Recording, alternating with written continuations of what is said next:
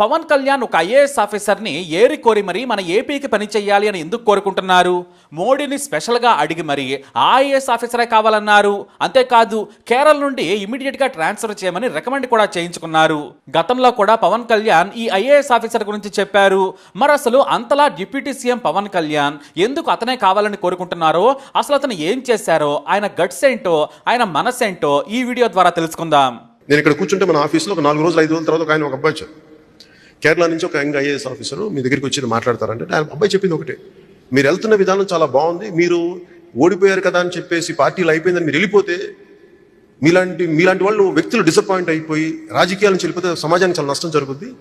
మీరు ఏమైతే మాట్లాడుతున్నారో, మీరు ఏదైతే చెప్తున్నారో అవన్నీ కేరళలో జరుగుతుంటాయి అని చెప్పి కేరళ ఉద్దేశాలని ఆలోచన విధానం నాకు చెప్పారు. అక్కడ పంచాయతీలు, స్థానిక వ్యవస్థలు ఎలా పనిచేస్తాయి, పాలనా వ్యవస్థలు, ఇవన్నీ చెప్తూ అక్కడ నాకు ఆయన ఒక స్థానిక మంత్రులు నా చేత మాట్లాడించాడు. వాళ్ళు నన్ను ఇన్వైట్ చేశారు రమ్మని చెప్పి. నేనేమనుకున్నానంటే మన ఎలక్షన్స్ కంటే ముందు మనలో ఉన్న కొద్దిమంది, ఒక 10 మంది 12 మంది టీంని తీసుకెళ్ళి అసలు ఎలా జరుగుతున్నాయి స్థానిక పంచాయతీలు, వాళ్ళు ఎలా అభివృద్ధి చేస్తున్నారు, ఆ వికేంద్రీకరణ ఎలా జరుగుతుంది అంటే, ఉదాహరణకి తన ఐఏఎస్ ఆఫీసర్ కరెక్ట్గా ఉన్న చోట ఒక గొడవ అయింది నాకు. ఈ రోడ్డు లేయింగ్లో ప్రతి చోట మనకి బోర్డ్స్ ఉంటాయో లేదో మనకి తీసేస్తారో తెలియదు, కానీ ప్రతి బోర్డులో ఈ మెటల్ రోడ్ వేస్తుంటే ఇంత మెటల్ ఉండాలి, ఇంత ఉండాలని ఆ ప్రమాణాలన్నీ రాస్తే ఆ ఏసీ కాంట్రాక్టర్ ఒక రోజు ఏదో లారీ ఆగిపోతే డిలే చేశాడు ఒక హాఫ్ డే. ప్రభుత్వ ఉద్యోగస్తులకు, అందులోనూ ఉన్నతాధికారులకు ప్రజలకేం కావాలో తెలుసు, ఏం చేయాలో తెలుసు. చేయాల్సిన శక్తి, ఆర్థిక వనరులు ఉంటాయి. ఇంకా కావాలంటే ప్రభుత్వంలోని పెద్దలకు సమాచారం ఇచ్చి కావలసిన వనరులను సమీకరించుకోవచ్చు. నాయకులు ఎన్ని నీతులు చెప్పినా సరే చివరకు చేయాల్సింది అధికారులే. అలాంటి ఓ గొప్ప ఐఏఎస్ అధికారి తలుచుకుంటే ఎంత గొప్ప పనులు చేయొచ్చో చేసి చూపించారు. ఆయనే మైలవరపు కృష్ణ తేజ. ఈ పేరు మన తెలుగు వ్యక్తి మాదిరిగానే ఉందనుకుంటున్నారా? అవును, ఆయన మన తెలుగు వ్యక్తే. కృష్ణ తేజది చిలకలూరుపేట. జేఎన్టీయూ నుంచి ఇంజనీరింగ్ చేశారు ఆయన.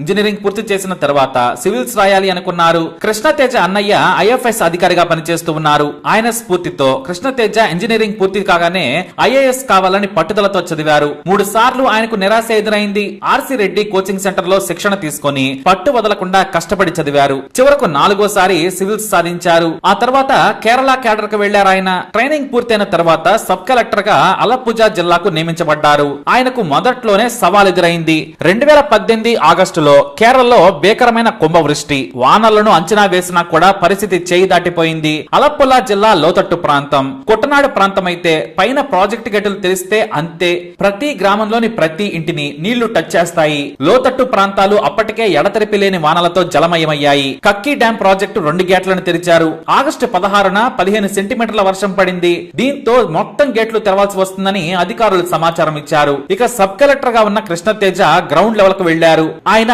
అక్కడ ఉన్నటువంటి 2.5 లక్షల మందిని తరలించాల్సిందని మంత్రి ఐజాక్ కు సమాచారం ఇచ్చారు. అప్పటికే ఎత్తైన ప్రాంతాల్లో 41 రిలీఫ్ క్యాంపులను ఏర్పాటు చేయించారు ఆయన.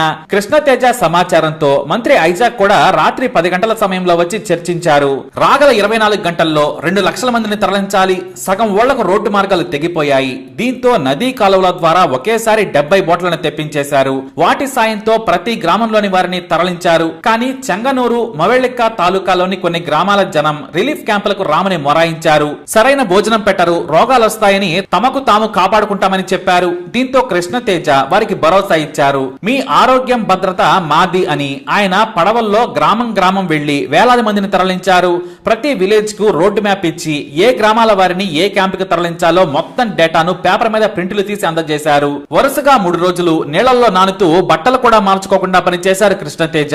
మరోవైపు పరిస్థితి తీవ్రంగా ఉందని కృష్ణతేజ రిపోర్టు పంపడంతో నాటి మంత్రులు చెరియన్, కె రాజన్, ప్రసాదులు కలెక్టరేట్ లో సమావేశమై సిట్యువేషన్ ను పరీక్షించి నిధులను పంపించే ఏర్పాట్లు చేశారు. అయితే ఇక్కడ నిధులు మాత్రమే కాదు, జనాలకు మంచి ఆహారం ఇచ్చేందుకు మెనూను కూడా సిద్ధం చేసేశారు. రిలీఫ్ క్యాంపులకు మొక్కుబడిగా తరలించొద్దు, మనం చేసే సాయంలో ఆత్మగౌరవం ఉండాలని పక్కా ఏర్పాట్లు చేసేందుకు కృష్ణతేజ అహర్నిశలు కష్టపడ్డారు. అయితే కృష్ణతేజకే కాదు, యావత్ జిల్లా యంత్రాంగానికి మరో సమస్య ఎదురైంది. డ్యాం కింది గ్రామాల్లో దాదాపు 100లాది పశువులున్నాయి. వాటి సంరక్షణ సవాల్గా మారింది. దీంతో కేంద్ర రాష్ట్ర బృందాలు, పోలీసులు, ప్రభుత్వ ఉద్యోగులు, టీచర్లు అందరినీ కూడా సహాయ కార్యక్రమాల్లోకి దించారు. పశువులకు దానాతో పాటు అన్ని ఏర్పాట్లు చేసి యజమానులను వాటితోనే రావాలని చెప్పారు. లారీల ద్వారా వాటిని తరలించారు. మొత్తం 48 గంటల్లో 2.5 లక్షల మందిని, వేలాది పశు సంపదను తరలించారు అధికారులు. కానీ ఇక్కడే మరో చిక్కు కూడా వచ్చి పడింది. ఒకే క్యాంపులో వందలాది మంది ఉన్నారు. వారికి భోజన వసతుల ఏర్పాట్లు చేసిన కొంతమంది బద్ధకం కారణంగా అశుభ్రత నెలకొంది. జనం ఎక్కువైపోయారు. దీంతో మళ్లీ కృష్ణతేజ జనాలు జబ్బున పడుతున్నారని గ్రహించి జ్వరం వచ్చిన వారి కోసం ప్రత్యేక కేంద్రాలను ఏర్పాటు చేసి డాక్టర్లను మందులను అందుబాటులో ఉంచారు. ఇక అప్పటికే భారీ ఎత్తున ప్రపంచ ఆరోగ్య కేంద్రం నుంచి మందులు, దుప్పట్లు, వాటర్ బాటిల్ కూడా వచ్చాయి. అవేమీ అవసరం లేకుండానే కృష్ణతేజ రిలీఫ్ క్యాంపుల్లో రాష్ట్ర, జిల్లా పరిధిలో వాటిని వాడారు. అలా ఒక రోజు 2 రోజులు కాదు, 15 రోజుల పాటు. ఎంతలా అంటే చివరి వ్యక్తి కూడా రిలీఫ్ క్యాంప్ నుంచి వెళ్లిపోయే వరకు వారికి చిన్న సమస్య కూడా రాకుండా చేశారు. మంచి భోజనం చేసి హాయిగా రిలీఫ్ కేంద్రాల్లో సేద తీరేలా జనాలకు ఏర్పాట్లు చేసి శభాష్ అనిపించుకున్నారు ఆయన. అలా సబ్ కలెక్టర్ గా ఉండగానే మన తెలుగు వ్యక్తి పేరు దేశవ్యాప్తంగా మారుమోగింది. అయితే ఇది కృష్ణతేజలోని సాఫ్ట్ వర్షన్. మరో యాంగిల్ ఉంది. కలెక్టర్ గా మరో సంచలన నిర్ణయం తీసుకున్నారు కృష్ణతేజ.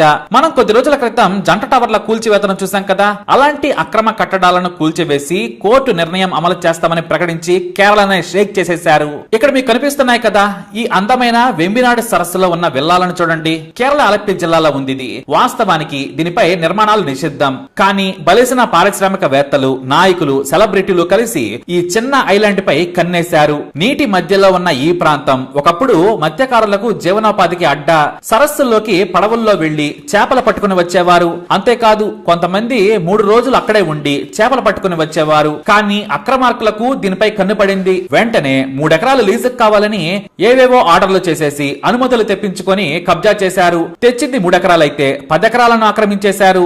ఈ ప్రదేశం ఎంతో సుందరంగా ఉండడంతో కబ్జాకు పాల్పడ్డారు. సరస్సుల్లో నిర్మాణాలు చేపట్టొద్దని చట్టం ఉన్న తొంగలో తొక్కేశారు. అవినీతి అధికారులను బాగా మేపి మత్స్యకారులు అటు వెళ్లకుండా అడ్డుకున్నారు. మొదటేమో ప్రైవేట్ ప్రాపర్టీ అని బోర్డు పెట్టారు. మత్స్యకారులు ఆందోళన చేస్తే పోలీసులతో కొట్టించి భయపెట్టి పంపించారు. మెల్లగా పేరున్న నాయకులకు ఉచితంగా విల్లాలు కట్టిస్తామని చెప్పి ఏకంగా 54 విల్లాలు కట్టేశారు. సామాన్య మానవుడు అటువైపు వెళితే ప్రైవేట్ సెక్యూరిటీ అడ్డుకుంటుంది. తమ కడుపు కొట్టద్దని మత్స్యకారులు ఉన్నతాధికారుల చుట్టూ తిరిగారు. నాయకులకు మొరపెట్టుకున్నారు. అందరూ వెదవలే అయినప్పుడు జనం కూడా వినేదెవరు? అయినా సరే మత్స్యకారులు ఊరుకోలేదు. ఊరు మొత్తం కామ్ గా ఉన్న ఓ 4 యువకులు తిరుగుబాటు మొదలు పెట్టారు. నిబంధనలకు విరుద్ధంగా ప్రభుత్వ భూమిలో అక్రమార్కులు విల్లాలు కట్టి వ్యాపారం చేస్తున్నారని కోర్టుకు వెళ్లారు. ఆ 4 యువకులకు లంచాలిచ్చేందుకు ప్రయత్నించారు నాయకులు. కానీ వినలేదు. పేదవాళ్లైనా నీతి కోసం నిలబడ్డారు. ఇక ఈ 4గురిని కువైట్ నుంచి కూడా ఫోన్ లో బెదిరించారు. ఎందుకంటే ఇందులో ముత్తూట్ ఫైనాన్స్ యజమానుల నుంచి సినిమా హీరోలు, నాయకులు, పారిశ్రామికవేత్తలు విల్లాలు కట్టుకుని వీకెండ్ లో ఎంజాయ్ చేస్తూ ఉన్నారు. అలాగే వీటిని అద్దెలకు కూడా ఇస్తున్నారు. ఒక్క రోజు అద్దె ఇక్కడ ఉంటే 55,000 రూపాయలు. అంతలా దీన్ని కమర్షియల్ చేసేశారు. అధికారులు అమ్ముడుపోయి ప్రభుత్వం కళ్లు మూసుకుంటే అరాచకం ఎలా ఉంటుందో వీటిని చూడొచ్చు. కింది కోర్టులో తీర్పు ఆ 4 యువకుల వైపే వచ్చిన అక్రమార్కులు మాత్రం సుప్రీంకోర్టుకు వెళ్లారు. చివరకు పర్యావరణ కార్యకర్తలు, ఎన్జీఓలు ఆ యువకులకు ఆర్థికంగా సాయపడి కోర్టులో నిలబడేలా చేశారు. మొత్తం కేసును విచారించిన సుప్రీంకోర్టు అక్రమంగా నిర్మాణాలను చేపట్టి ప్రకృతిని ధ్వంసం చేయడంపై ఆగ్రహం వ్యక్తం చేసింది. ఇలాంటి వాటి వరకు కోర్టు వరకు రానక్కర్లేదు. అధికారులు నిజాయితీగా ఉంటే మొదటి రోజే కూల్చివేయాల్సిందేనని అభిప్రాయపడింది కోర్టు. దీంతో మొత్తం 54 విల్లాలను కూల్చివేయాలని సుప్రీంకోర్టు ఆదేశించింది. ఇది ఒక సంచలన తీర్పు. కానీ దీని వెనక పారిశ్రామికవేత్తలు, రాజకీయ నాయకులు, సినిమా స్టార్లు, డబ్బున్న ఎంతో మంది ఉన్నారు. మరి దీనిని అమలు చేసేదెవరు? సుప్రీంకోర్టు ఆదేశించిన అమలు చేయకుండా అడ్డుపడుతూనే ఉన్నారు. ఈ లోపు కరోనా రావడంతో వాయిదా పడింది. దానిని అడ్డు పెట్టుకుని కబ్జాదారులు యథేచ్ఛగా వెల్లాల్లో వీకెండ్ పార్టీలు చేసుకుంటూ ఎంజాయ్ చేస్తున్నారు. మరోవైపు ఆ 4 యువకులు కోర్టు తీర్పు పట్టుకుని అధికారుల చుట్టూ తిరుగుతున్నారు. అందరూ చేస్తామనే చెబుతూ ఏదో ఒక సాకు చూపించారు. కానీ ఆ 4 యువకులు తిరుగుతూ కలెక్టర్ కృష్ణతేజ దగ్గరకు వచ్చారు. ఇప్పుడు ఫైల్ కృష్ణతేజ టేబుల్ మీద ఉంది. ఆ 4 యువకులు కలెక్టర్ ను కలిసి జరిగిన మొత్తం విషయాన్ని చెప్పారు. మత్స్యకారులైన యువకులు కలవగానే ఏకంగా ప్రెస్ మీట్ పెట్టి మరీ ప్రకటించేశారు కృష్ణతేజ. 54 విల్లాలను కూల్చేసి కోర్టు తీర్పు అమలు చేస్తున్నాను, తప్పకుండా అందరూ రావాలి అని ప్రకటించేశారు. దీంతో ఆ కలెక్టర్ ప్రకటన యావత్ కేరళను ఊపేసింది. ఆ వెంటనే కూల్చివేత పనులు కూడా మొదలు పెట్టేశారు. మరో ముఖ్యమైన విషయం ఏంటంటే కూల్చివేతకు అయ్యే ఖర్చు కూడా ఆ అక్రమార్కుల నుంచే వసూలు చేస్తున్నారు ఆయన. ఖర్చులు ప్రభుత్వ ఖజానాలో జమ చేయకుంటే జైలుకి వెళ్తారని ప్రకటించారు. ఎందుకంటే ప్రకృతిని నాశనం చేసినందుకు నిర్మాణంలోని ఏ రాయి కూడా నీటిలో పడకుండా జాగ్రత్తగా కొలుస్తున్నారు. అధికారులను దగ్గర ఉంచి మరి మట్టి పెళ్ల కూడా నీటిలో పడకుండా చూస్తున్నారు. దానిని మొత్తం సరస్సు బయటకు తరలించాలి. అందుకు అయ్యే ఖర్చులు వారి నుంచే వసూలు చేసేలా ఏర్పాట్లు చేశారు కలెక్టర్ కృష్ణతేజ. 200 కోట్ల విలువైన అత్యంత ఖరీదైన విల్లాలు 20 నిమిషాల్లో కూలిపోయాయి. మొత్తం మీద జనం సొమ్మును అప్పనంగా కట్టేసి అనుభవిద్దామనుకున్న వారికి కృష్ణతేజ కలెక్టర్ గా రాగానే సుస్సు పడింది. అలా సంచలన సంచలన నిర్ణయాలు ధైర్యంగా తీసుకుంటూ ఎంతో మందికి సాయపడ్డారు. అలాగే ఎంతో మందిని భయపెట్టారు కూడా. మరి తెలుగు తేజం కృష్ణతేజకు సెల్యూట్ చేద్దాం. మరి కృష్ణతేజపై మీ అభిప్రాయం కమెంట్ ద్వారా తెలియజేయండి. వీడియోని లైక్ చేయండి, షేర్ చేయండి, మా ఛానల్ సబ్స్క్రైబ్ చేసుకోండి.